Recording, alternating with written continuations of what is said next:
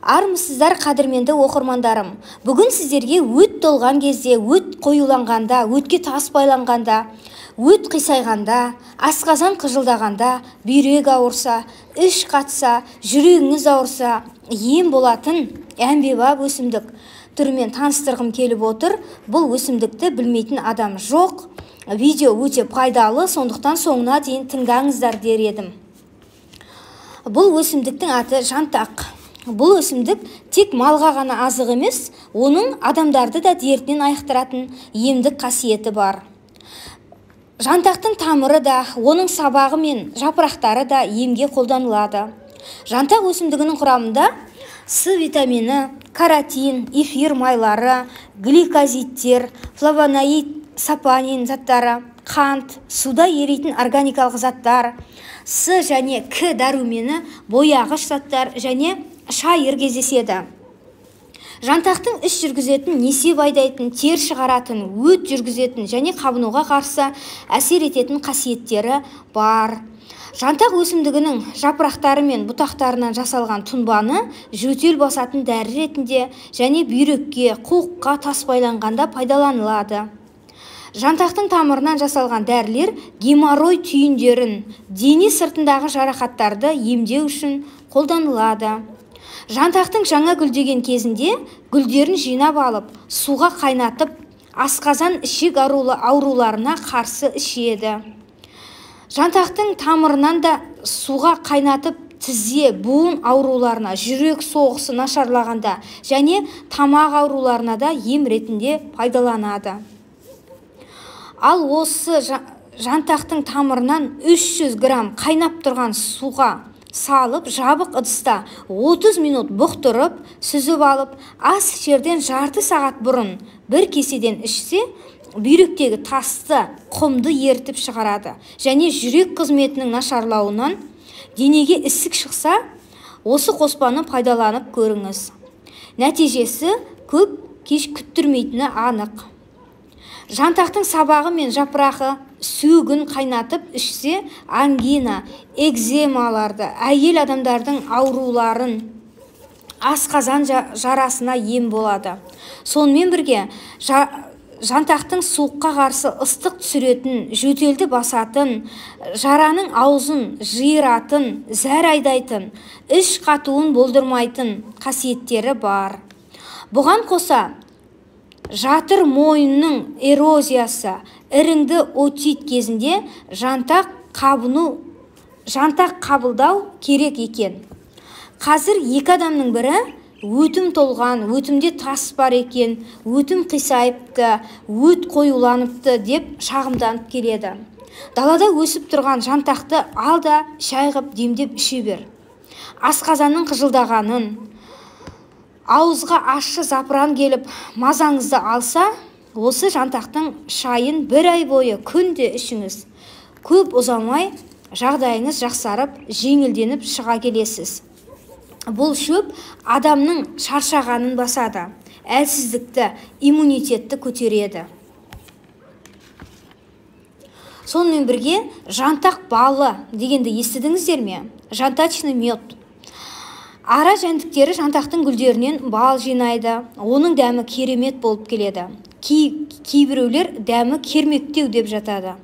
Адам ағзасы үшін әсіресе жантақ гүлінен жиналған балдың маңызы өте зор. Жантақ өсімдігі Алланың адамзат баласына берген үлкен сыйы. Сондықтан сәл ауыра қалсақ, дәріханаға жүгірмей, табиғаттың бір бөлшегі, табиғи дәрі жантақты да бір пайдаланып көріңіздер. Тіпті оны шай орнына ішіп жүруге кеңес берген болар едім. Кей кезде ауруын аса асқындырып, әрең қозғалып, таяққа сүйеніп, немесе екі адам сүйемелдеп алып келген науқастарды көргенде сұраймын: неге ертерек әкелмедіңіздер деп. Сонда науқас: ол кезде ақшамыз болмады деп күмілжіп тұрады. Осы сөзді естігенде кәдімгідей ренжимін. Аурудың емі міндетті түрде дәрі-дәрмек немесе укол ма? Сол дәріханадағы дәрілер осы табиғатта өсіп тұрған өсімдіктерден жасалады емес пе?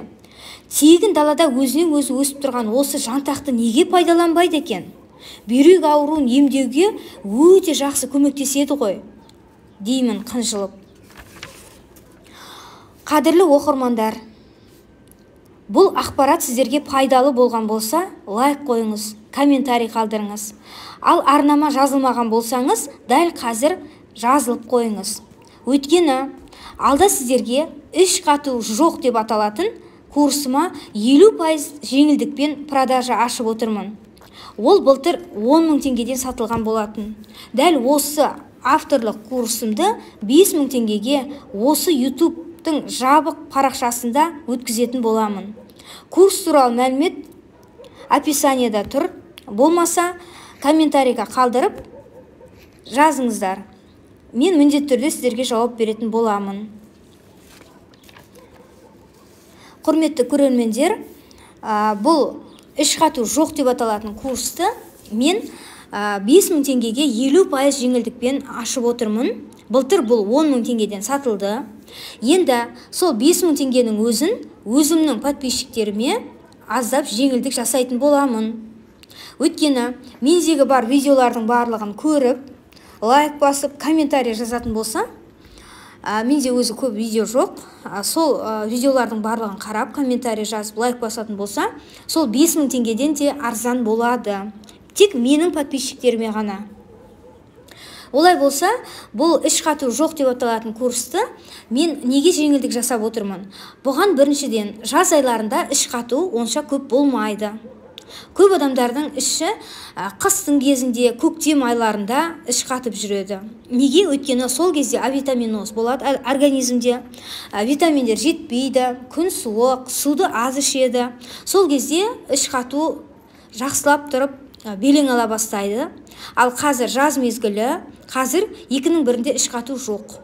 Ал бар болатын болса да азғантай ғана. Өйткені қазір суды көп ішеміз, көкөністер жейміз, жеміс-жидектер барлығы дәруменге толы.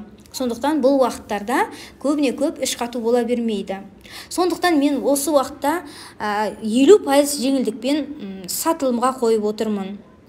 Егерде уақытыңыз, ақшаңыз болса, осы курсты жеңілдікпен алып оқып қалыңыз. Өйткені қысқа қарай, көктемге қарай бұл 10 000 теңгеден сатылатын болады. Және ол кезде подписчиктерге де ешқандай жеңілдік болмайды. Мен осы YouTube каналды жақында ғана ашып жатырмын. Сондықтан маған подписчик те жинау керек, маған лайк та керек, маған комментарий да керек. Сондықтан да мен осы тек өзімнің подписчиктеріме ғана 5 000-нан да арзан бағаға оқытайын деп отырмын. Жалпы іш қату жоқ деген курс 10 сабақтан тұрады. Осы YouTube каналдың жабық парақшасында өтетін болады. 10 сабақ, сонда 5 000 теңгені 10-ға көбейтетін болсақ, әр сабақ 500 теңгеден келеді. Ал егерде сіз біздің подписчик болатын болсаңыз, онда сол 500 теңгеден де арзанға келеді ғой. Өйткені 10 сабағың 5 000 теңге. Сондықтан 500 теңге деген қайда қалмай жатыр. 500 теңгеге бір түйір қарбыз да келмейді шындап келгенде. Сондықтан осы курсты оқып алуға кеңес беретін едім. Бұл курс өте әмбебап, ішінде барлығы қамтылған, судың мөлшері, қандай тамақтар болу керек, рационда қандай көкөністер болу керек, қандай жаттығулар жасау керек, жеңіл-желпі жаттығу түрлері бар. Ол әшейін ғана жаттығу емес, именно ішектердің жұмыс жасауына көмектесетін жаттығулар өте оңай. Мен өте қиын йоганың жаттығуларын қосқан жоқпын. Өйткені оны көрермендер жасай алмайды, оған біраз уақыт керек болады. Сөйтіп жүргенде оны жасауға еріп, жасамай қояды.